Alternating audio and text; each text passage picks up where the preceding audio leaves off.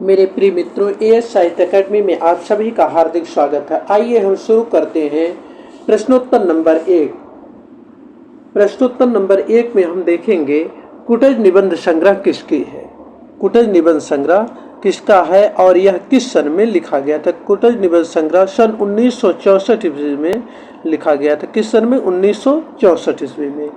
और यह जो है इसके लेखक एक ललित निबंधकार के रूप में प्रसिद्ध है और इन्होंने निबंध के विषय में कहा है व्यक्ति की स्वाधीन चिंता की उपज कहा। निबंध को क्या कहा? व्यक्ति की स्वाधीन चिंता की उपज कहा। व्यक्ति की स्वाधीन चिंता की व्यक्ति की स्वाधीन चिंता की उपज कहा। चिंता की उपज कहा निबंध को जो है। इस प्रकार स्पष्ट रूप से हो गया कि कुटज निबंध संग्रह हजारी प्रसाद द्विवेदी जी का है। किसका है? हजारी प्रसाद द्विवेदी जी का निबंध संग्रह है जो सन 1964 ईस्वी में लिखा गया था। इनका प्रथम निबंध संग्रह अशोक का फूल था। अशोक के फूल जो सन 1948 ईस्वी में लिखा गया था। और कालक्रम से यदि इनके निबंधों को देखा जाए तो अशोक के फूल, कल्पलता, मध्यकालीन धर्म साधना, विचार और वितर्क, विचार प्रवाह, कुटज, साहित्य सहचर और आलोक पर्व। आलोक पर्व 1972 ईस्वी में लिखा गया था। इस प्रकार प्रश्नोत्तर नंबर 1 का सही ऑप्शन क्या हो गया? सी। अब हम देखेंगे प्रश्नोत्तर नंबर 2। उत्तर मध्यकाल को आचार्य रामचंद्र शुक्ल ने क्या कहा। उत्तर मध्यकाल को आचार्य रामचंद्र शुक्ल जी ने क्या कहा। उत्तर मध्यकाल को आचार्य रामचंद्र शुक्ल जी ने जो है, आचार्य रामचंद्र शुक्ल ने कालों का विभाजन जो है निम्न प्रकार से किया है। इन्होंने आदिकाल को वीरगाथा काल नाम दिया था। आदिकाल को क्या नाम दिया था? आदिकाल को वीरगाथा काल नाम दिया था। वीरगाथा काल नाम दिया था और इसका कालक्रम उन्होंने माना था संवत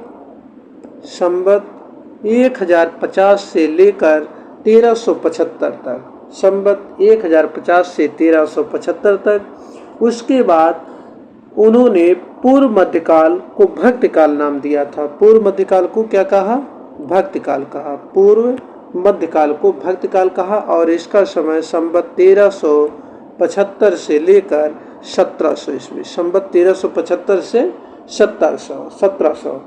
और उत्तर मध्यकाल को इन्होंने रीतिकाल नाम दिया जिसकी समय सीमा थी संवत 1700 से लेकर 1900 तक।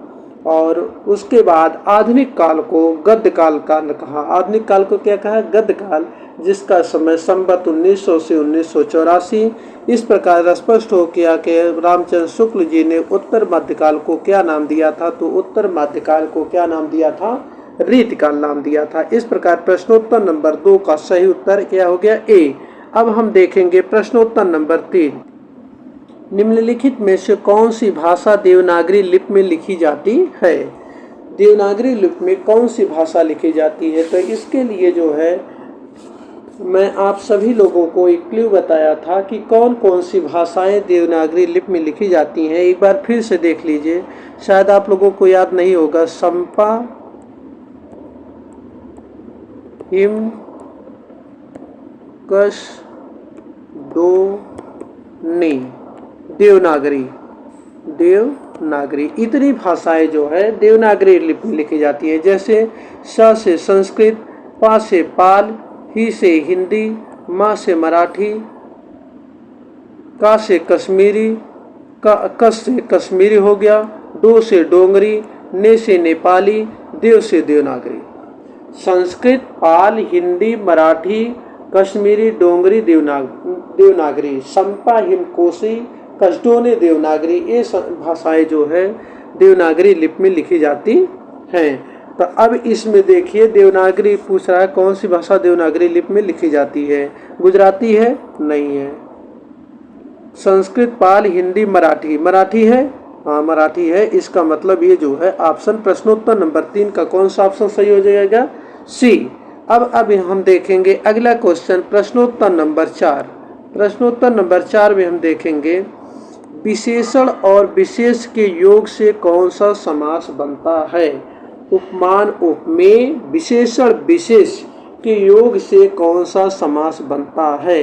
तो विशेषण विशेष और उपमान उपमेय के योग से कर्मधारय समास बनता है। कौन सा समास बनता है? कर्मधारय समास बनता है। अर्थात प्रश्नोत्तर नंबर 4 का सही उत्तर क्या हो गया? सी। द्विगु समास में क्या होता है? संख्यावाची होता है। इसमें दोनों पद प्रधान होते हैं, जैसे माता पिता, भाई बहन, उठना, भाई बहन, ये जो है इसमें अन्य पद प्रधान होता है तत्पुरुष समास में। और प्रथम पद किसमें प्रधान होता है? अव्ययी भाव समास में। इस प्रकार प्रश्नोत्तर नंबर 4 का सही उत्तर क्या हो जाएगा? सी। अब हम अगला देखेंगे प्रश्नोत्तर नंबर 5, निम्नलिखित में से कौन सा शब्द वाई का पर्यायवाची है? प्रश्नोत्तर नंबर 5 वाई का। अब देखिए अनल माने क्या होता? अग्नि। अनल माने अग्नि।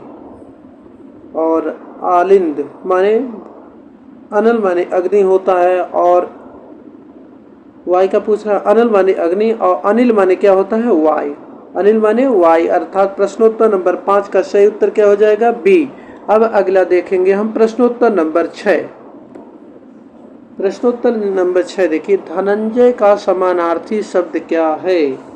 धनंजय का समानार्थी शब्द क्या है? तो धनंजय माने क्या, किसे कहा गया है? अर्जुन को धनंजय कहा गया है। इस प्रकार धनंजय का समानार्थी शब्द क्या हो जाएगा? अर्जुन। अर्थात प्रश्नोत्तर नंबर 6 का सही उत्तर क्या हो जाएगा? बी। अब देखिए धनज जो है कुबेर के कहा गया है। फिसल पड़े तो हर हर गंगा का अर्थ है प्रश्नोत्तर नंबर 7 में। इसका अर्थ क्या हो जाएगा? बिना इच्छा गंगा स्नान करना, गलत। मजबूरी में काम करना, गलत। गिर पड़े तो हर गंगा बोलना, गलत है जो है। विपत्ति पड़ने पर ईश्वर का स्मरण करना, मजबूरी में काम करना क्या हो जाएगा इसमें? मजबूरी में बिना इच्छा गंगा स्नान करना, नहीं, मजबूरी में काम करना। फिसल पड़े तो हर गंगा। यदि जो है आपको कोई काम दे दिया गया और आपको करना पड़ा, वो आपकी व्यवस्था हो गई जो है, तो क्या हो गया? मजबूरी में काम करना। अर्थात प्रश्नोत्तर नंबर 7 का सही उत्तर क्या हो जाएगा? बी। अब हम देखेंगे प्रश्नोत्तर नंबर 8। प्रश्नोत्तर नंबर 8 देखिए, मेरे तो गिरधर गोपाल दूसरो न कोई, जाके सिर मोर मुकुट मेरो पति सोए, में किस रस की अभ्यर्थी है? तो इसमें बताइए रोना आ रहा है, करुण रस हो रहा? नहीं। और एक आते मेरो पति सोई, तो भक्ति तो हो नहीं सकता है, भगवान तो पति होगा नहीं सकता है, तो ये भी गलत है, ये भी गलत है।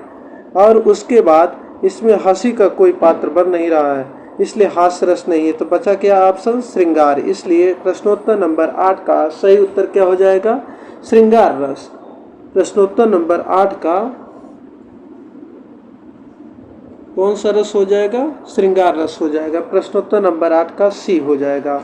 कहीं कहीं आपको भक्त रस भी दिखाई देगा, लेकिन इसमें भक्त रस नहीं है, इसमें श्रृंगार रस है। अब देखिए प्रश्नोत्तर नंबर 9, निम्नलिखित में से कौन सा एक उपन्यास जैनेन्द्र का रचित है? निम्न में से कौन सा उपन्यास जैनेन्द्र रचित? निम्नलिखित में से कौन सा एक उपन्यास जैनेन्द्र रचित है? अब हम देखेंगे जो है सेवा सदन किसकी रचना है? मुंशी प्रेमचंद का उपन्यास है, जो 1918 ईस्वी में लिखा गया था। पुनर्नवा हजारी प्रसाद द्विवेदी का उपन्यास है। एकदा नैमिषा रणे अमृतलाल नागर का उपन्यास है। और परख जैनेन्द्र कुमार का उपन्यास है, जो जैनेन्द्र कुमार का प्रथम उपन्यास था, जो सन 1929 ईस्वी में लिखा गया था। और जैनेन्द्र कुमार के उपन्यासों का कालक्रम से नाम है परख, सुनीता, त्यागपत्र, कल्याणी, सुगदा, विवर्त व्यतीत, जयवर्धन, मुक्तिबोध, अनंतर, अनाम स्वामी, दरसार। परख, सुनीता, त्यागपत्र, कल्याणी, सुगदा, विवर्त व्यतीत, जयवर्धन, मुक्तिबोध, अनंतर, अनाम स्वामी, दरसार। ये जैनेन्द्र कुमार के उपन्यास थे जो कालक्रम से थे। और इनका प्रथम उपन्यास कौन सा था? परख, जो 1929 ईस्वी में लिखा गया था। और उपन्यास और हिंदी में उपन्यास शब्द का सर्वप्रथम प्रयोग किसने किया था? तो यह भारतेंद्र बाबू हरिश्चंद्र जी ने किया था। अपने हरिश्चंद्र चंद्रिका में 1875 ईस्वी में किया था और यह केबीएस पीजीटी में पूछा जा चुका क्वेश्चन है जो है। और देवरानी जेठानी की कहानी उपन्यास को हिंदी का प्रथम उपन्यास किसने माना था? गोपाल राय ने। भाग्यवती को किसने माना था? विजय शंकर मल्ल ने। तथा परीक्षा गुरु को रामचंद्र शुक्ल जी ने माना था। इस प्रकार हम देखेंगे प्रश्नोत्तर नंबर 9 का सही उत्तर क्या हो जाएगा? बी। अब अगला क्वेश्चन है प्रश्नोत्तर नंबर 10। अभ्युदय शब्द में कौन सी संधि होगी? अभिधन उदय। अभिधन उदय। अभ्युदय शब्द में कौन सी संधि होगी? इसका विच्छेद करेंगे तो हम हो जाएगा अभिधन उदय। ठीक है। अब जो है जहाँ जब किसी शब्द का अंतिम वर्ण ई उ री री आए और दूसरे शब्द का आदि वर्ण, आदि माने प्रथम, इससे भिन्न हो तो ई का या हो जाता है, उ का वा हो जाता है, री का रा हो जाता है, री का ला हो जाता है। इकार उकार ऋकार के बाद अन्य कोई शब्द आए तो वहाँ पे कौन सा संधि होगी? यड़ स्वर संधि। ई का देखिए अभिधन उदय। अभिधन उदय। ठीक। अभी इसमें से ई निकाल लिए। कौन सी है? छोटी बड़ी? छोटी। ई निकाल लिए, धन उ हो गया। ठीक। ई का क्या हो जाता है? या। ई का या हो जाएगा उ और यहाँ पे उ की मात्रा लग जाएगी। यही ना, छोटा उ है, उ की मात्रा लग जाएगी। अब जो है अभी में से ई निकाल लिए तो आधा भाव बचा। ये क्या बचा? आधा भाव बचा। ठीक, आधा भाव बचा। अब जो है आधा भाव बचा। अब यहाँ पे जो है और ये यहाँ पे क्या बचा? दय बचा। अब यहाँ जब हम आधा भाव बचा, इसको हटाएंगे, इसको हटा दीजिए जो है आधा भाव को। यहाँ जो है जब आधा भाग को हटाएंगे तो ये हो जाएगा या उ की मात्रा और ये दय लगा दीजिए। अभ्युदय। कौन सी संधि हो गई? यड़ स्वर संधि। अभ्युदय में कौन सी संधि होगी? यड़ स्वर संधि। अर्थात प्रश्नोत्तर नंबर 10 का सही उत्तर क्या हो जाएगा? सी। अब हम देखेंगे अगला क्वेश्चन प्रश्नोत्तर नंबर 11। पवन में कौन शब्द का सही संधि विच्छेद कौन सा है?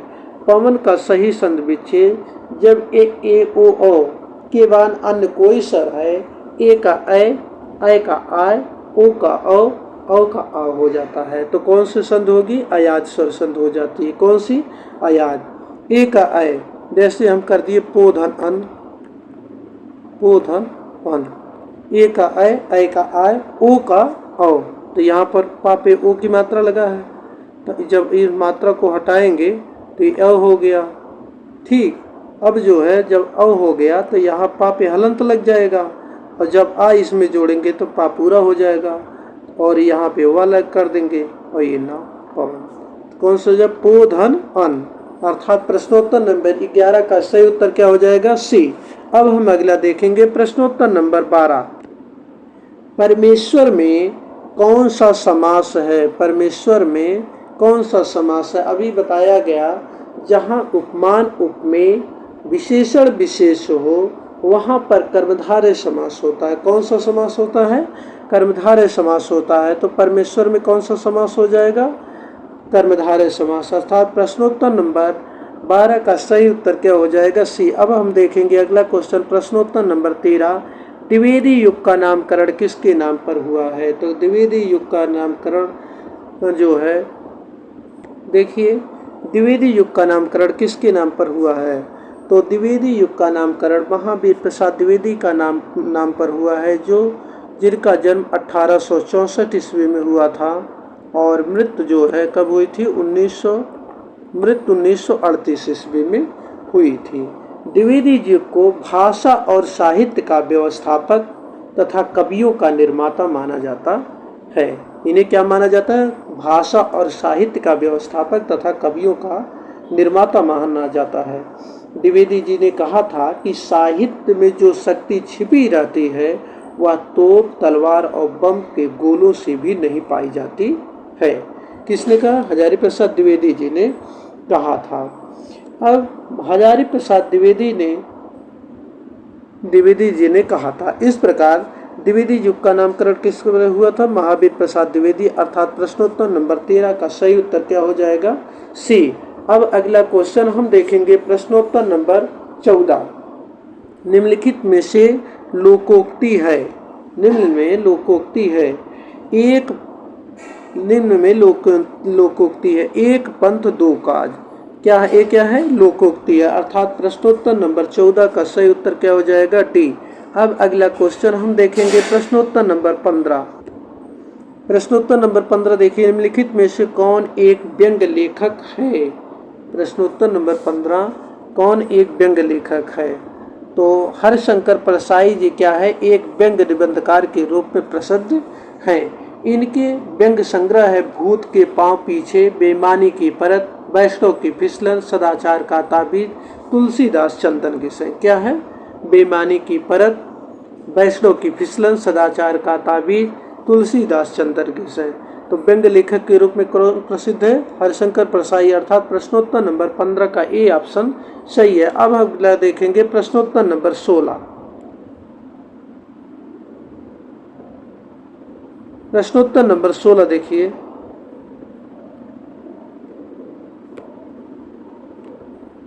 एक मनई के दुई बेटवा रहिन, वो हमा लहुरा अपने बाप से कहिस, दादा धन माँ जवान, हमार हिस्सा लागत हो तवन हम का दैडा।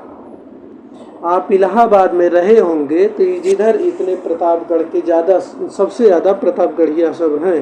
और प्रतापगढ़ के लोग जो है, प्रतापगढ़, इलाहाबाद, ये सब जो है अवधी भाषी क्षेत्र। कैसे हैं? अवधी भाषी क्षेत्र है। प्रतापगढ़, इलाहाबाद, लखनऊ, सीतापुर, फैजाबाद, उन्नाव, ये सब अवधी भाषी क्षेत्र हैं। इस प्रकार ये कौन सा भाषा है? अवधी भाषा। अर्थात प्रश्नोत्तर नंबर 16 का सही उत्तर क्या हो जाएगा? सी। अब अगला क्वेश्चन देखेंगे प्रश्नोत्तर नंबर 17।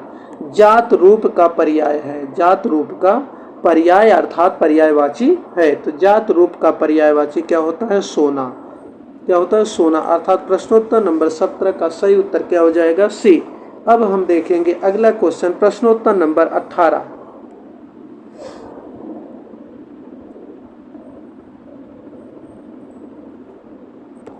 देखिए, संचारी भावों की संख्या कितनी मानी जाती है?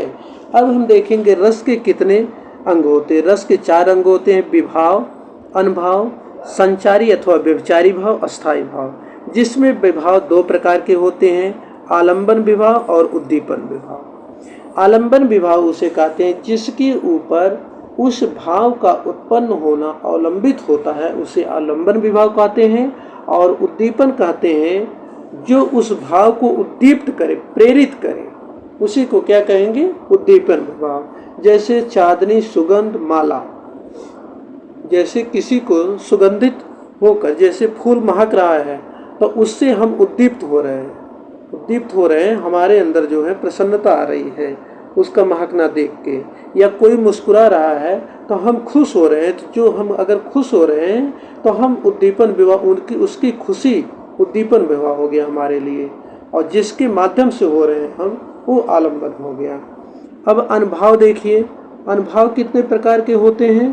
तो अनुभाव जो है 2 प्रकार के होते हैं, सात्विक अथवा अत्यजन भाव, कायिक अथवा अंत्यजन भाव जो है। और सात्विक अनुभाव पुनः जो है कितने प्रकार के होते हैं? 8। स्तंभ, कंपन, स्वरभंग, वैवर्ण, अश्रु, प्रलय, श्वेत, रोमांच, ये 8 सात्विक अनुभाव होते हैं। और संचारी भावों अथवा व्यभिचारी भावों की संख्या कितनी मानी जाती है? 33 मानी जाती है। कितनी? 33 मानी जाती है। और इसमें जो है आपके डॉक्टर पृथ्वीनाथ पांडे की किताब में है, वहाँ कविता के रूप में जो है किए हैं। और लगभग मुझे लग रहा है कि 501 से लेके 505-4 पेज के बीच में होगा। विविदय शंका गौरव, अरु चिंता मोह विषाद, दैन्य असूया मृत्यु अहमद, आलस्य श्रम उन्माद, आकृत गोपन चपलता, अपस्मार भय ग्लान, व्रीड़ा जड़ता हर्ष धृति, मति आवेग बखान, उत्कंठा निद्रा स्वप्न बोध उग्रता भाय, व्याधि अमरस वितर्क ए अस्मृत 33 गना है। यही जो है संचारी भावों की संख्या कितनी होती है? 33। अर्थात प्रश्नोत्तर नंबर 18 का सही उत्तर क्या हो जाएगा? सी। अब हम देखेंगे प्रश्नोत्तर नंबर 19, जहां चाह वहां राह। इस कथन में राह का अर्थ क्या है? तो इसमें राह का अर्थ क्या हो जाएगा? रास्ता। क्या हो जाएगा? रास्ता हो जाएगा। अर्थात प्रश्नोत्तर नंबर 19 का सही उत्तर क्या हो जाएगा? बी। अब अगला क्वेश्चन हम देखेंगे प्रश्नोत्तर नंबर 20। प्रश्नोत्तर नंबर 20 देखिए, निम्नलिखित में से एक उपमा अलंकार का अंग नहीं है। तो उपमान उपमा अलंकार के अंग होते हैं उपमान, उपमेय, साधारण धर्म और वाचक शब्द। उपमान अर्थात ये है, उपमेय ये भी है, साधारण धर्म ये भी है, और वाचक शब्द जो है नहीं है। और ये विभाव जो है उपमा अलंकार का अंग नहीं होता। अर्थात प्रश्नोत्तर नंबर 20 का सही उत्तर क्या हो जाएगा? डी। अब अगला क्वेश्चन हम देखेंगे प्रश्नोत्तर नंबर 21 देखिए, निम्नलिखित में से कौन सा एक युग्म समानार्थी है? कौन सा एक युग्म समानार्थी है? हाँ, भाई बंध, जीवन मरण, ये जिया फिर मृत हो गई, समानार्थी नहीं है। यश अपयश विलोम है, हानि लाभ विलोम है, भाई बंधु क्या है? समानार्थी। अर्थात प्रश्नोत्तर नंबर 21 का सही उत्तर क्या हो जाएगा? ए। अब हम अगला देखेंगे प्रश्नोत्तर नंबर 22 देखिए, बिना किसी प्रकार का नुकसान उठाए कार्य पूरा हो जाना किस लोकोक्ति का अर्थ है? प्रश्नोत्तर नंबर 22, सांप भी मरे और लाठी भी न टूटे। तो प्रश्नोत्तर नंबर 22 का कौन सा उत्तर सही हो जाएगा? ए। अब ये हो गया। अब अगला क्वेश्चन हम देखेंगे प्रश्नोत्तर नंबर 23 देखिए, अंधे की लकड़ी होना का अर्थ है। अंधे की लकड़ी अर्थात एकमात्र सहारा या एकमात्र सहयोग। अर्थात प्रश्नोत्तर नंबर 23 का कौन सा उत्तर सही हो गया? सी। अगला क्वेश्चन है प्रश्नोत्तर नंबर 24, भाव को तीव्र करने वाली वस्तुओं, चेष्टाओं आदि को क्या कहा जाता है? भाव को तीव्र करने वाली वस्तुओं, चेष्टाओं को उद्दीपन विभाव कहा जाता है। क्या कहते हैं? उद्दीपन विभाव कहा जाता है। अर्थात प्रश्नोत्तर नंबर 24 का सही उत्तर क्या हो जाएगा? ए। संचारी भावों की संख्या कितनी होती है? संचारी या व्यभिचारी भाव दोनों एक ही होता है, 33 होती है।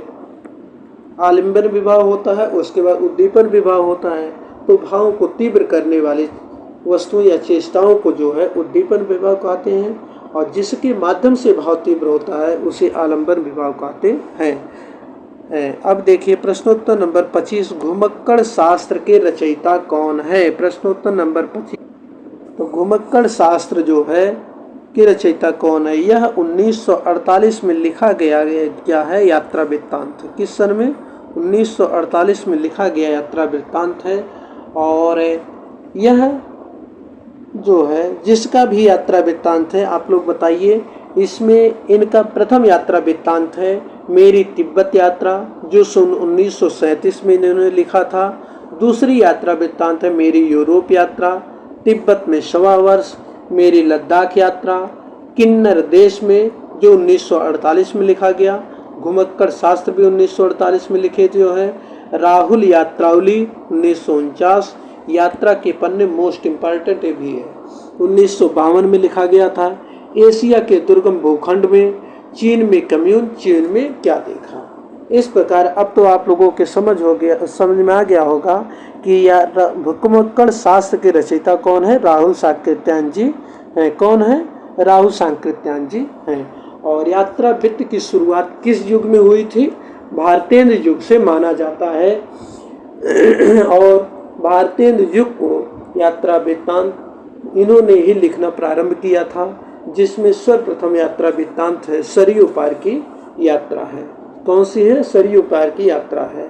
इस प्रकार प्रश्नोत्तर नंबर 25 का सही उत्तर क्या हो जाएगा? ए। अब अगला देखेंगे प्रश्नोत्तर नंबर 26, विष्णु की अनेक अभिधान हैं, इस वाक्य में अभिधान का समानार्थी एक शब्द है। विष्णु की अभिधान है, तो इस वाक्य में अभिधान का समानार्थी क्या हो जाएगा? नाम। अभिधान का समानार्थी नाम, अर्थात समानार्थी का तात्पर्य होता है पर्यायवाची। अभिधान का अर्थ नाम जो है नाम भी होता है। प्रश्नोत्तर नंबर 27 हम देखेंगे, जानने की इच्छा रखने वाला शब्द समूह के लिए एक शब्द का चयन कीजिए। जानने की इच्छा रखने वाला, इसके लिए वाक्यांश के लिए एक शब्द भी इसे कहते हैं, तो इसे क्या कहेंगे? जिज्ञास। जानने की इच्छा रखने वाले को क्या कहेंगे? जिज्ञास। अर्थात प्रश्नोत्तर नंबर 27 का सही उत्तर क्या हो जाएगा? सी। अब अगला क्वेश्चन है प्रश्नोत्तर नंबर 28। देखिए, निम्नलिखित शब्दों में से एक पूर्ण पुनरुक्त नहीं है, उस शब्द का चयन कीजिए। मतलब उसी ढंग से आया हुआ शब्द नहीं है। जैसे जय जय एक ही शब्द है, उसी की पुनरावृत्ति हुई है। दिनों दिन पुनरावृत्ति हुई है। सीधा साधा पुनरावृत्ति हुई है। रातों रात, सीधा साधा, रातों रात दोनों का अर्थ ये भी है, सब है। और सही उत्तर क्या हो जाएगा? डी। सीधा साधा जो है पुनरुक्त शब्द नहीं है। अर्थात प्रश्नोत्तर नंबर 28 का कौन सा उत्तर हो जाएगा? डी। अब अगला क्वेश्चन हम देखेंगे प्रश्नोत्तर नंबर 29। प्रश्नोत्तर नंबर 29 हम देखेंगे, कृदंत प्रत्यय किन शब्दों के साथ जुड़ते हैं? तो क्रिया शब्दों के साथ जुड़ते हैं। किसके साथ जुड़ते हैं? क्रिया शब्दों के साथ कृदंत प्रत्यय जुड़ते हैं।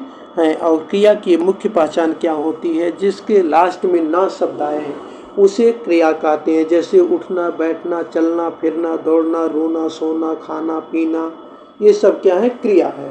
तो कृदंत जो है क्रिया शब्दों के साथ जुड़ते हैं। इस प्रकार प्रश्नोत्तर नंबर 29 का सही उत्तर क्या हो जाएगा? सी। अब संज्ञा किसे कहते हैं? किसी व्यक्ति, वस्तु, स्थान के नाम को संज्ञा कहते हैं। जैसे किसी व्यक्ति, राम, श्याम, घोड़ा, राम, श्याम, घोड़ा, भैंस, ये सब क्या हो गया? व्यक्ति हो गया। किसी व्यक्ति, वस्तु, जैसे मेज, कुर्सी, चारपाई, वस्तु हो गए। किसी व्यक्ति, वस्तु, स्थान, स्थान में जो है जैसे गाजियाबाद, मोदी नगर, दिल्ली, इलाहाबाद, लखनऊ, ये सब स्थान हो गया। तो इसे क्या कहेंगे? संज्ञा कहेंगे। सर्वनाम, संज्ञा के स्थान पर प्रयुक्त होने वाले शब्द को सर्वनाम कहते हैं। सर्वनामों के 6 भेद होते हैं और इनकी संख्या कितनी होती है? 11। मैं, तू, आप, यह, हुआ, जो, सो, कोई, कुछ, कौन, क्या, ये सर्वनाम की 11 संख्या होती है। विशेषण किसे कहते हैं? विशेष की विशेषता बताने वाले शब्द को विशेषण कहते हैं। जैसे अगर हम कह दें, जैसे काली भैंस, काली भैंस। अब जो है इसमें विशेष कौन हुआ? विशेषण कौन हुआ जो है? तो देखिए, विशेष जो है जिसकी विशेषता बताई जाए उसे विशेष कहते हैं। अब जैसे ये भैंस क्या है? भैंस की विशेषता बताई जा रही है और भैंस कैसी है? काली। तो काली क्या हो गया? विशेषण हो गया। इस प्रकार हम देखेंगे प्रश्नोत्तर नंबर जो है 29 का सही उत्तर क्या हो जाएगा? सी, क्रिया। अब अगला क्वेश्चन हम देखेंगे प्रश्नोत्तर नंबर 30 देखेंगे। बैर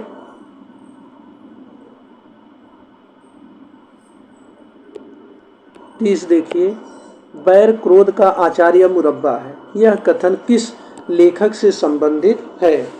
तो यह जो है किस लेखक से संबंधित है? निम्न कथन किस लेखक से संबंधित है? और यह देखिए, सर्वप्रथम यह देखेंगे यह क्रोध निबंध से लिया गया है। किस निबंध से? क्रोध निबंध से लिया गया है। क्रोध निबंध से लिया गया है, जो चिंतामणि भाग 1 में चिंतामणि भाग 1 में संकलित है। और चिंतामणि भाग 1 जो है 1939 ईस्वी में प्रकाशित हुआ था। किस सन में? 1939 ईस्वी में प्रकाशित हुआ था और 1939 में प्रकाशित हुआ था। इसमें टोटल निबंधों की संख्या जो है 17 है। टोटल निबंधों की संख्या कितनी है? 17 है। टोटल निबंधों की संख्या 17 है, जिसमें प्रथम निबंध है भाव या मनोविकार, उत्साह, श्रद्धा और भक्ति, करुणा, लज्जा और ग्लान, लोभ और प्रीत, घृणा, ईर्ष्या, भय, क्रोध, कविता क्या है, भारतेंदु हरिश्चंद्र, तुलसी का भक्त मार्ग, मानस की धर्मबोध, भूमि, काव्य में लोक मंगल की साधना अवस्था, साधारणीकरण और व्यक्ति वैचित्रवाद, रसात्मक बोध के विविध रूप। ये चिंतामणि भाग 1 में संकलित निबंध हैं। जो प्रथमतः 1930 ईस्वी में विचार वीथी नाम से आया था। किस नाम से आया था? विचार वीथी नाम से संकलित हुआ था। यह सर्वप्रथम 1930 में विचार वीथी नाम से संकलित हुआ था। इसी में क्रोध एक निबंध है, जिसमें आचार्य रामचंद्र शुक्ल जी ने कहा कि क्रोध जो है बैर, क्रोध का आचार या मुरब्बा है। इस प्रकार प्रश्नोत्तर नंबर 30 का सही उत्तर क्या हो जाएगा? ए। अब आप लोगों को प्रश्नोत्तर नंबर 31 से जो है अगले वीडियो में इसका सॉल्व कराया जाएगा। नहीं, देखिए, हिंदी का पहला कवि किसे माना जाता है? तो हिंदी का पहला कवि किसे माना जाता है? हिंदी का पहला कवि सराहपा को माना जाता है, सस्लोविक। अब प्रश्नोत्तर नंबर 30 तक हो गया। अब अगला वीडियो में आप सभी को जो है सॉल्व कराया जाएगा।